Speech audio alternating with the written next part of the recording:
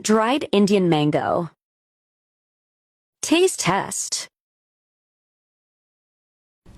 Ayan, so nag-taste test na nga tayo at ang masasabi ko lang dito sa dried Indian mango na ginawa ko ay masarap siya. Chewy siya, hindi masyadong matamis, tapos medyo maasim-asim siya, kaya hindi siya nakakasawa.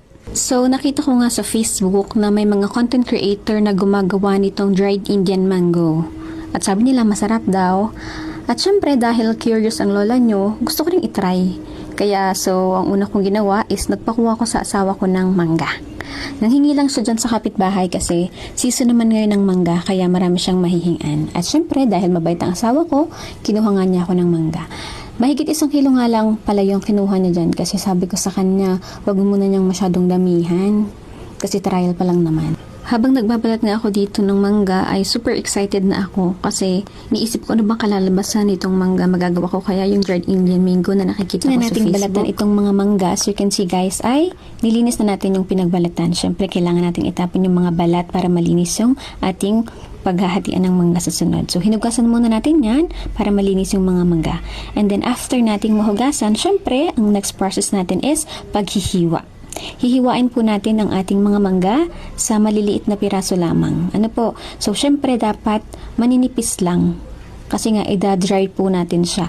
Or patutuyin po natin siya sa ilalim ng araw. Kaya kailangan manipis lang. Kasi kung medyo makapal, syempre medyo matagal din bago siya matuyo.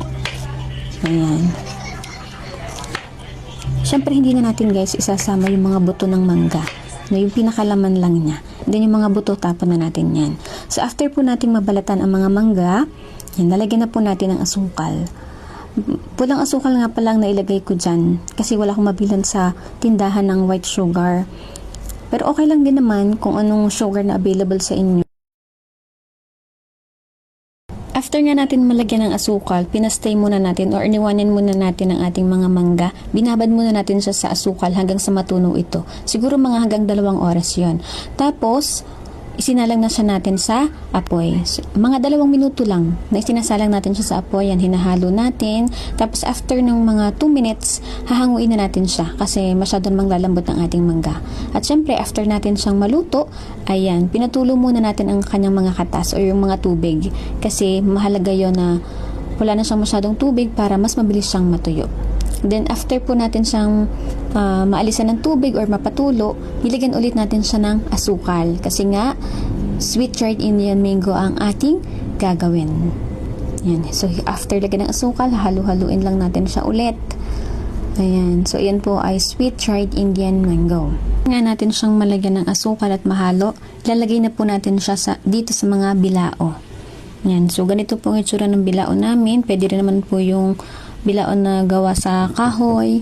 Kung ano pong pwedeng pagtuyuan ninyo nito. At make sure na hindi po siya dikit-dikit para naman po masikatan sila ng araw lahat ng pantay. So, yan na po yung hitsura nung mailagay ko po siya sa bilao at ready na para ibilad sa araw. Siyang maisalansan yung sweet dried Indian mango ko. Bumalik ako dito sa mga natirang mangga at nilagyan ko ng chili flakes kasi gusto ko 2 flavor para may pagpipilian kami kung ano ba yung kakainin namin. Kung sweet ba or medyo spicy na dried Indian mango. So after ko siyang malagyan ng chili flakes, ganun lang din same process is nilangsang ko siya dito sa ating bilao. Siya na mailagay sa 2 bilao. Ang ginawa ko is pinatuyo ko na siya sa ilalim ng araw. Mga 2 araw din ang ginawa kong pagpapatuyo para make sure na tuyong-tuyo siya.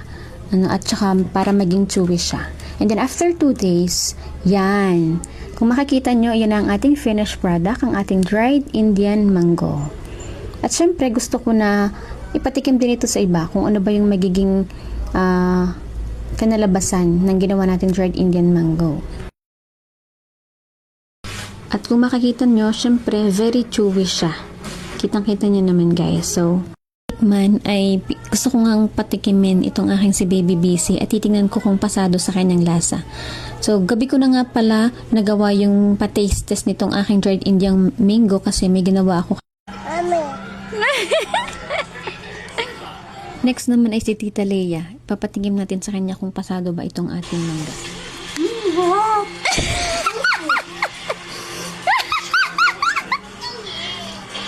Diba tita, yan, sarap eh. May mahanghang, may hindi. Yung nasa ilalim mahanghang. Pero hindi naman mahanghang. Siyempre, nagmamagaling ang lola nyo. Dinala ko sa kapitbahay at pinatakim itong ating kapitbahay na si MJ. Masarap nga! parang napilitan. Ay, ang kanyang ate na si Ate Inke. Pasado kaya kay Ate Inke? Matamis. Tikman mo yung mahanghang din. Yung mayroong mga spices. Ito masarap. Ito? Oo. Hindi naman yung hanghang. Hindi ba hanghang na? Hindi, masarap nga. Ayos lang. Ayos lang kaya ng mga bata. Ayan guys, so pasado ang ating unang gawa ng dried Indian mango. Bye-bye!